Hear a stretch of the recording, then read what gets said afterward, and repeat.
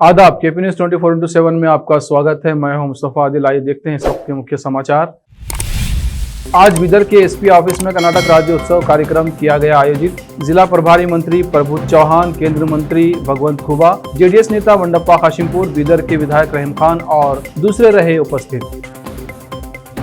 मुसलमानों को कांग्रेस, सपा और बसपा जैसे अवसरवादी दलों के बहकावे में नहीं आना चाहिए। एमआईएम प्रमुख असदुद्दीन ओवैसी ने कही ये बात। ओवैसी सहारनपुर के एक गांव में शोषित वंचित समाज सम्मेलन को कर रहे थे संबोधित। हज 2022 का शेड्यूल जारी। बड़ी संख्या में भारतीय तीर्थयात्री हज पर जाएंगे। ऑनलाइन आवेदन हुआ शुरू। राहुल और प्रियंका गांधी ही लड़ रहे हैं बीजेपी के खिलाफ असली लड़ाई। मल्लिकार्जुन खड़गे ने कही ये बात। दिल्ली के होटल कारोबारी की गोली मारकर हत्या। लीज पर होटल लेने वाले से चल रहा था विवाद। पाकिस्तान के नेशनल बैंक पर साइबर अटैक। पैसा और डेटा सुरक्षित होने का किया गया है दावा।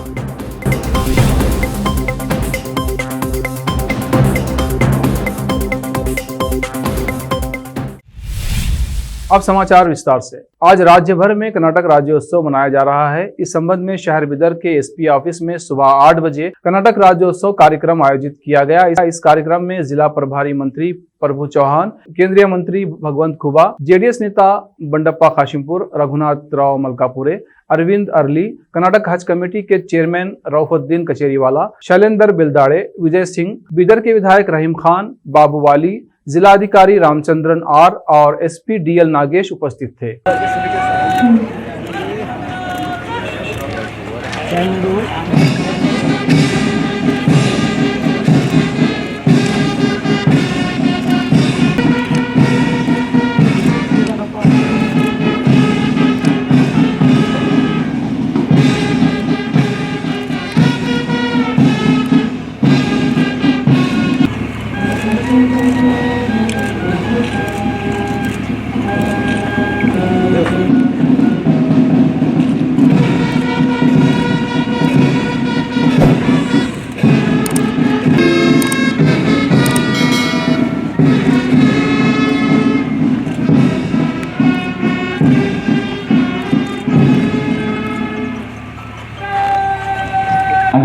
ಧನ್ಯವಾದಗಳು।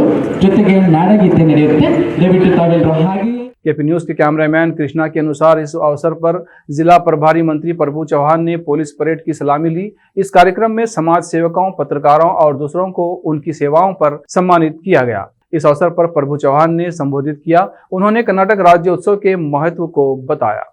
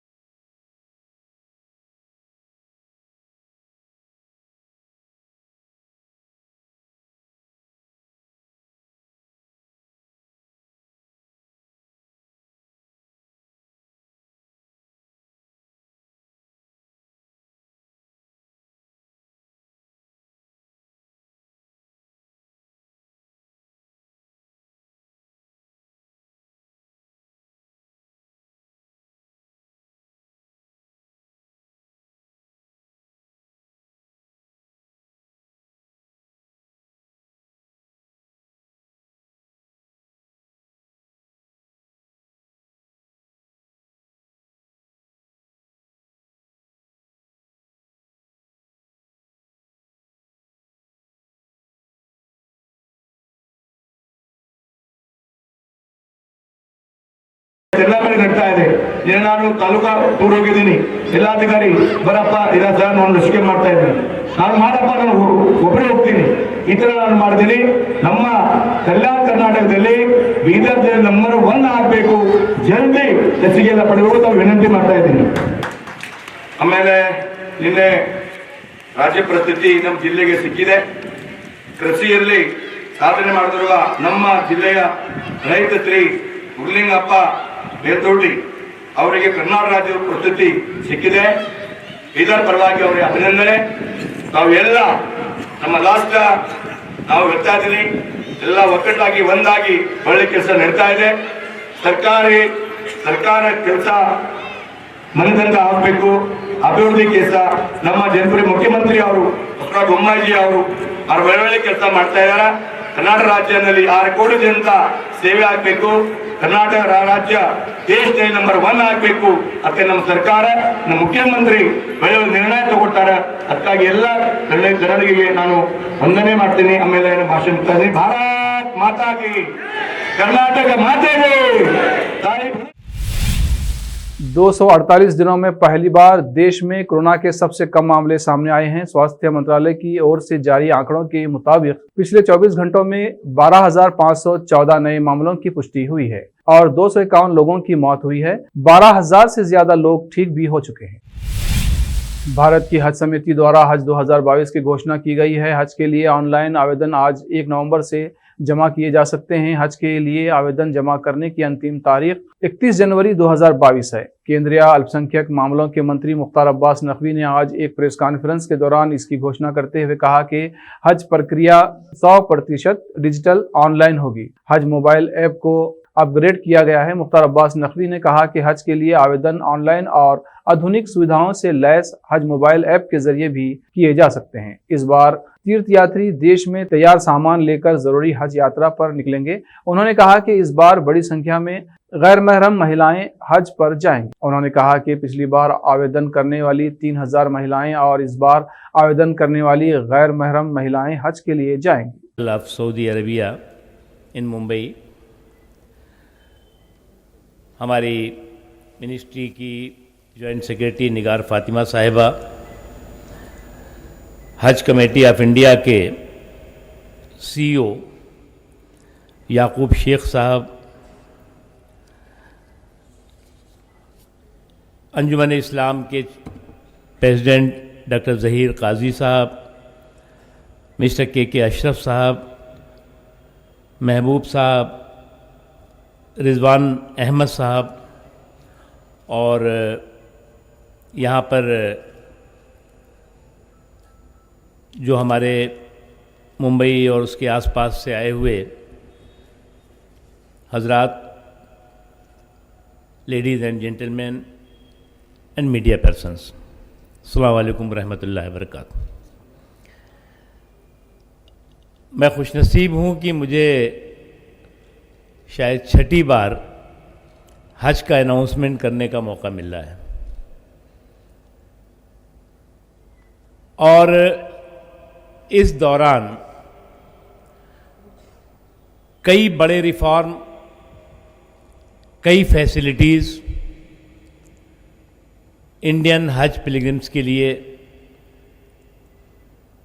हज कमेटी और गवर्नमेंट ऑफ इंडिया ने की है। उत्तर प्रदेश में अगले साल होने वाले विधानसभा चुनाव को लेकर सभी पार्टियां पूरे दमखम से प्रचार कर रही हैं। इस बीच सीएम योगी आदित्यनाथ ने यूपी के मुरादाबाद में एक रैली को संबोधित करते हुए कहा कि सरदार पटेल ने देश को जोड़ने का काम किया। अखिलेश यादव ने सरदार पटेल को मोहम्मद अली जिन्ना से जोड़ा, ये शर्मनाक है। सीएम योगी ने कहा कि जिन्ना से राष्ट्र को जोड़ने वाले सरदार वल्लभ भाई पटेल की तुलना कर रहे थे, ये शर्मनाक है। भारत की जनता विभाजनकारी को स्वीकार नहीं करेगी। समाजवादी पार्टी के अध्यक्ष अखिलेश यादव को भारत की जनता से माफी मांगनी चाहिए। अगले साल की शुरुआत में 5 राज्यों में चुनाव होने वाले हैं, जिसमें गोवा भी है। कांग्रेस को उम्मीद है कि पार्टी इस बार गोवा में सरकार बनाने में सफल होगी और इसके लिए कांग्रेस गोवा में पूरी ताकत भी लगा रही है। इस क्रम में कांग्रेस के पूर्व अध्यक्ष राहुल गांधी शनिवार को गोवा में थे, लेकिन ममता बनर्जी की पार्टी टीएमसी की गोवा में सक्रियता कांग्रेस के सामने बड़ी चुनौती खड़ी कर रही है। अपने गोवा दौरे के दौरान टीएमसी प्रमुख ममता बनर्जी ने कांग्रेस पर ही निशाना साधते हुए बोला था कि देश में कांग्रेस की वजह से ही बीजेपी मजबूत हो रही है। गौरतलब है कि गोवा में टीएमसी ने पूर्व मुख्यमंत्री और कांग्रेस के नेता लोइजिन्हो फ्लोरिया को अपनी पार्टी में शामिल करवाया था। वहीं राज्यसभा में नेता विपक्ष मल्लिकार्जुन खड़गे ने मीडिया से बातचीत करते हुए कहा कि बीजेपी के खिलाफ अगर कोई लड़ रहा है तो सिर्फ राहुल गांधी और प्रियंका गांधी ही हैं। ऑल इंडिया मजलिस-ए-इत्तेहादुल मुस्लिमीन के राष्ट्रीय अध्यक्ष असदुद्दीन ओवैसी ने रविवार को भारतीय जनता पार्टी, समाजवादी पार्टी और बहुजन समाज पार्टी की तीखी आलोचना की है। ओवैसी सहारनपुर के एक गांव में शोषित वंचित समाज सम्मेलन को संबोधित कर रहे थे। उन्होंने कहा कि मुस्लिम समाज को अब कांग्रेस, सपा और बसपा जैसे अवसरवादी दलों के बहकावे में नहीं आना चाहिए, क्योंकि इन दलों ने मुसलमानों के वोट का इस्तेमाल केवल अपने राजनीतिक लाभ के लिए किया है। उन्होंने कहा कि मुसलमानों को अपना सियासी नेतृत्व तैयार करना होगा, क्योंकि जिसके पास ताकत होती है उसी की सुनी जाती है और वही अपने हक और हुकूक को हासिल करता है। उन्होंने कहा कि जब तक मुसलमान अपने वोटों से अपने नेताओं को नहीं चुनेंगे, तब तक मुसलमान की आंखों में आंसू रहेंगे और वे सियासी पार्टियों से अपने हक की मांग करते रहेंगे। उत्तर प्रदेश में अपनी पार्टी का जनाधार बढ़ाने के लिए अवैसी ने सहारनपुर में एक जनसभा को संबोधित किया। इससे पूर्व वो मेरठ, मुजफ्फरनगर में भी शोषित वंचित समाज सम्मेलन को संबोधित कर चुके हैं।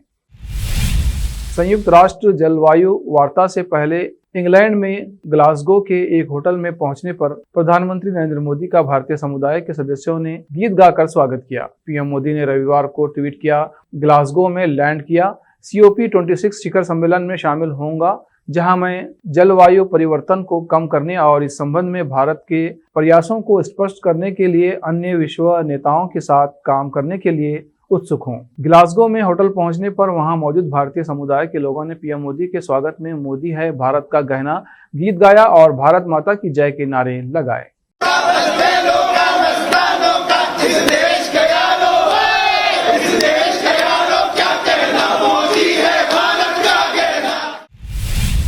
तमिलनाडु के मुख्यमंत्री M.K. स्टालिन कुछ ऐसा करते हैं जिसे देखने और सुनने के बाद हर कोई उनकी तारीफ करते हुए नहीं थकता। पिछले दिनों एकाएक सरकारी बस में सफर कर हर किसी को हैरान कर चुके तमिलनाडु के मुख्यमंत्री M.K. स्टालिन ने आज एक एम्बुलेंस को रास्ता देकर हर किसी का ध्यान अपनी ओर खींच लिया।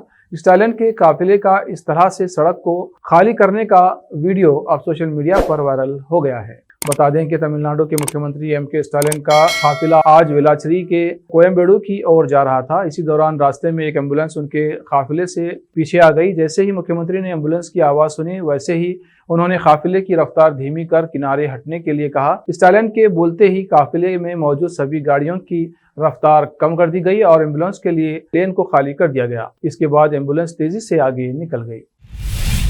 अब वक्त है एक ब्रेक का। ब्रेक के बाद जल्द लौटते हैं। हिंदुस्तान के हर कोने में हम हैं मौजूद। 24 घंटे हालात पर गहरी नजर, खबरों से जुड़े चुपते सवालात और आपको दिखाता है धार्मिक, सामाजिक, राजनीतिक, लोकल और इंटरनेशनल न्यूज की सबसे बेहतर कवरेज, जो आपको रखती है हर पल बाखबर।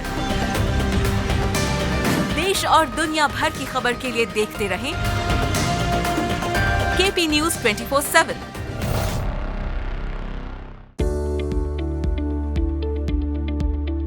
बीदर के पहले Hindi news channel KP News 24/7 के लिए रिपोर्टर, एंकर और अनुभवी न्यूज राइटर की जरूरत है। मीडिया में काम करने का अनुभव रखने वाले लोग हमसे संपर्क कर सकते हैं। अनुभव के आधार पर तनख्वाह दी जाएगी। एंकरिंग के लिए फ्रेशर्स भी संपर्क कर सकते हैं। इच्छुक लोग KP News 24/7 के कार्यालय शाहपुर गेट बीदर पर फौरी संपर्क करें या इन फोन नंबर्स पर कांटेक्ट करें 9945283920 और 9380190131।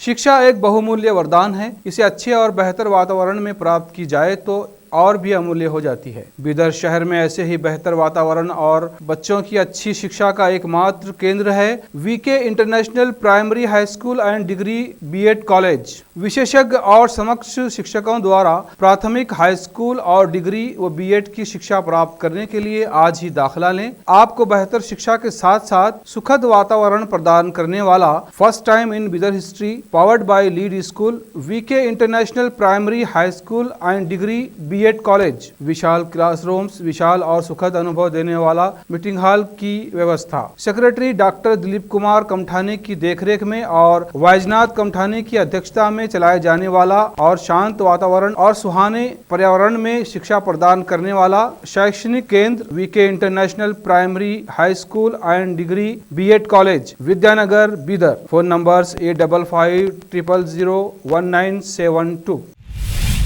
ब्रेक के बाद फिर से आपका स्वागत है। आइए देखते हैं आगे के समाचार।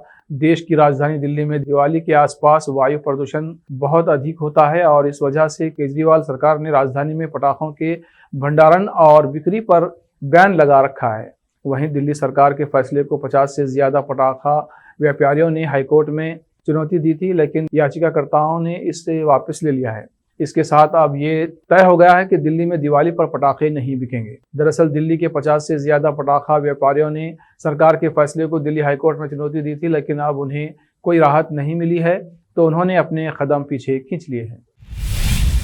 महाराष्ट्र भाजपा अध्यक्ष चंद्रकांत पाटिल ने रविवार को राष्ट्रवादी कांग्रेस पार्टी नेता और मंत्री नवाब मलिक से राज्य विधानमंडल के आगामी शीतकालीन सत्र में खुलासा करने के बारे में धमकी देने की आलोचना की है और कहा है कि वो ऐसी धमकी देना बंद करें। मलिक ने नारकोटिक्स कंट्रोल ब्यूरो के मुंबई जोनल डायरेक्टर समीर वानखेड़े के खिलाफ कई आरोप लगाए हैं और उन पर बीजेपी के हाथों में खेलने का आरोप लगाया है। उन्होंने इस महीने की शुरुआत में मुंबई में एक क्रूज लाइनर पर एनसीबी द्वारा की गई छापामारी को भी फर्जी बताया था, जिसमें कथित तौर पर ड्रग्स बरामद किया गया था। पाटिल ने संवाददाताओं से कहा, मलिक जो चाहे कह सकते हैं, आपको किसने रोका है? उन्हें धमकियां देना बंद कर देना चाहिए।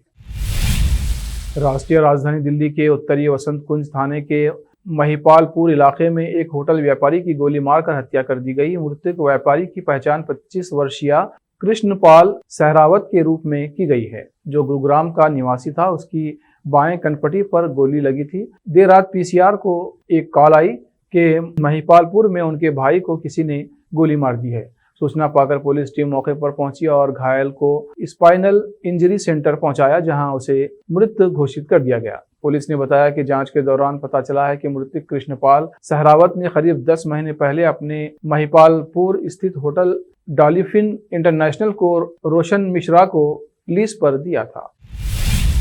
उत्तर प्रदेश के अयोध्या में निर्माणाधीन राम मंदिर का चंदा इकट्ठा न कर पाने के कारण दिल्ली के प्राइवेट स्कूल की प्रिंसिपल को स्कूल से निलंबित कर दिया गया है। पीड़ित प्रिंसिपल ने मामले को लेकर दिल्ली हाईकोर्ट में याचिका दायर की, जिसमें कोर्ट ने नोटिस जारी किया है। स्कूल की प्रिंसिपल हेमा बजाज का आरोप है कि अयोध्या में राम मंदिर निर्माण के लिए दान की राशि जमा नहीं कर पाने पर स्कूल प्रशासन द्वारा उसे निलंबित कर दिया गया है। महिला ने यह भी दावा किया है कि उसकी सैलरी में भी कम भुगतान किया गया था। बता दें कि अयोध्या में राम मंदिर निर्माण के लिए आरएसएस समर्थित संस्था समर्थन शिक्षा समिति द्वारा प्रबंधित सभी स्कूलों के कर्मचारियों को फरवरी 2021 में सोसाइटी द्वारा 70,000 रुपये से लेकर 1 लाख रुपये एकत्रित करने या योगदान करने का लक्ष्य दिया गया था। स्कूल कर्मचारियों को छात्रों या उनके अभिभावक से दान की राशि जमा करने का फरमान सुना दिया गया था। और तो और स्कूल कर्मचारियों को सड़क पर घूम घूम कर दुकानदारों और आम जनता से चंदा जमा करने का आदेश दिया गया था। दिल्ली सरकार के खाद्य सुरक्षा विभाग ने दिवाली से पहले 2 थोक बाजारों में औचक निरीक्षण के दौरान 700 किलोग्राम बदबूदार खोया जब्त किया है। अधिकारियों के मुताबिक कश्मीरी गेट के पास मोरी गेट खोया मंडी और चांदनी चौक के पास संजय मार्केट में खाद्य एवं सुरक्षा विभाग द्वारा गठित टास्क फोर्स की टीमों द्वारा औचक निरीक्षण किया गया और खराब गुणवत्ता वाला खोया जब्त किया गया। अधिकारियों ने बताया कि मोरी गेट से 200 किलो और संजय मार्केट से 500 किलो खोया जब्त किया गया है। पश्चिम बंगाल में पटाखों पर पाबंदी के मामले में कोलकाता हाईकोर्ट के आदेश को सुप्रीम कोर्ट में चुनौती दी गई है। याचिका पर सुप्रीम कोर्ट की अवकाशकालीन पीठ सोमवार को विशेष सुनवाई करेगी। दरअसल कलकत्ता हाईकोर्ट ने 29 अक्टूबर को राज्य में पटाखों की बिक्री और इस्तेमाल पर पूरी पाबंदी लागू करने का आदेश दिया है। आदेश में ग्रीन पटाखे पर भी पाबंदी शामिल है। अब ग्रीन पटाखों के निर्माताओं ने सुप्रीम कोर्ट में इस आदेश को चुनौती दी है। जस्टिस एएम खानविलकर और जस्टिस अजय रस्तोगी की पीठ इस मामले में सुनवाई करेगी। कोलकाता हाईकोर्ट के आदेश को 2 याचिकाओं के जरिए चुनौती दी गई है। एक याचिका गौतम राय ने और दूसरी सुदीप भौमिक ने दाखिल की है। इनकी दलील है कि जब सुप्रीम कोर्ट ने सभी तरह के पटाखों के बेचने और प्रयोग पर पूर्ण पाबंदी नहीं लगाई है, यानी हरित पटाखों को छूट दी है, तो कलकत्ता हाईकोर्ट का आदेश रद्द किया जाना चाहिए।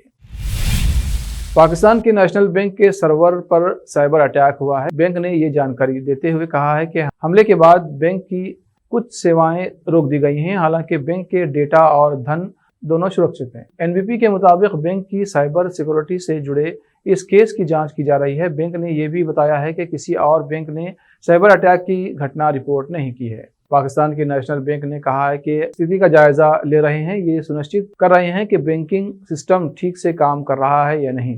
नेशनल बैंक ने कहा कि 29 अक्टूबर के आखिरी घंटों में और 30 अक्टूबर की सुबह बैंक के सर्वर पर साइबर अटैक डिटेक्ट किया गया। इसके बाद 40-50 लोकल और इंटरनेशनल एक्सपर्ट्स ने मिलकर सिस्टम को खतरे से बाहर निकाला है। आखिर में फिर एक बार देखते हैं मुख्य समाचार। आज बिदर के एसपी ऑफिस में कर्नाटक राज्योत्सव कार्यक्रम किया गया आयोजित। जिला प्रभारी मंत्री प्रभु चौहान, केंद्र मंत्री भगवंत खुबा, जेडीएस नेता वंडप्पा काशिमपुर, बिदर के विधायक रहीम खान और दूसरे रहे उपस्थित। मुसलमानों को कांग्रेस, सपा और बसपा जैसे अवसरवादी दलों के बहकावे में नहीं आना चाहिए। एमआईएम प्रमुख असदुद्दीन ओवैसी ने कही ये बात। ओवैसी सहारनपुर के एक गांव में शोषित वंचित समाज सम्मेलन को कर रहे थे संबोधित। हज 2022 का शेड्यूल जारी। बड़ी संख्या में भारतीय तीर्थयात्री हज पर जाएंगे। ऑनलाइन आवेदन हुआ शुरू। राहुल और प्रियंका गांधी ही लड़ रहे हैं बीजेपी के खिलाफ असली लड़ाई। मल्लिकार्जुन खड़गे ने कही ये बात। दिल्ली के होटल कारोबारी की गोली मारकर हत्या। लीज पर होटल लेने वाले से चल रहा था विवाद। पाकिस्तान के नेशनल बैंक पर साइबर अटैक। पैसा और डेटा सुरक्षित होने का किया गया है दावा।